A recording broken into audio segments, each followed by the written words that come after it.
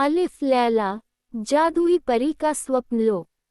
बहुत समय पहले की बात है, हिंदुस्तान के एक सोने की खान वाले प्रांत में, जिसका नाम धनपुर था, जहां साहस और जादू की कहानियां आम बात थीं। वहां के राजा स्वप्निल को एक रात एक बड़ा अजीब सपना आया। सपने में उन्होंने देखा कि एक जादुई परी उन्हें अपने स्वप्नलोक में ले जा रही है। परी ने राजा से कहा, हे राजन, तुम्हारे राज्य के पश्चिम में एक अद्भुत उद्यान है, जहां एक जीवनदायिनी झील है। उस झील के जल से तुम्हारी प्रजा के सभी दुख दर्द दूर हो सकते हैं।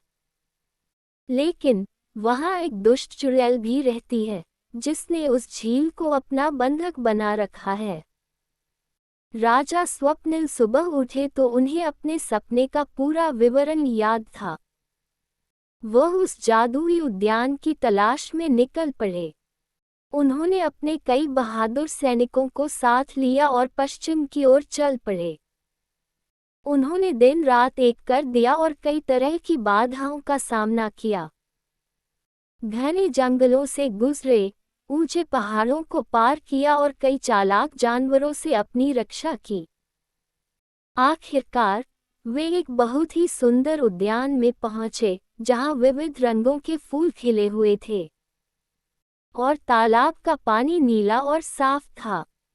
लेकिन जल्दी ही उन्होंने तालाब की रक्षा करती चुड़ैल को देखा, जिसकी आंखें जलते अंगारों की तरह थीं।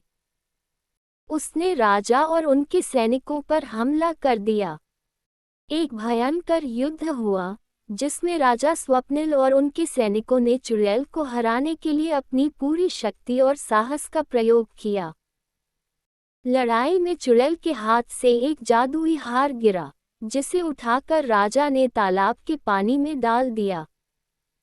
उसी क्षण से पूरे तालाब में जैसे जीवन की नई लहर दौड़ गई। उस जल से सिर्फ प्रजा ही नहीं बल्कि पूरा राज्य प्रगति की ओर अग्रसर हुआ। और यह कहानी आज भी धनपुर के लोगों के दिलों में जीवित है, कैसे उनका प्रिय राजा स्वप्निल ने अपने साहस और बुद्धिमत्ता से पूरे राज्य को नया जीवन देने वाला जल प्रदान किया।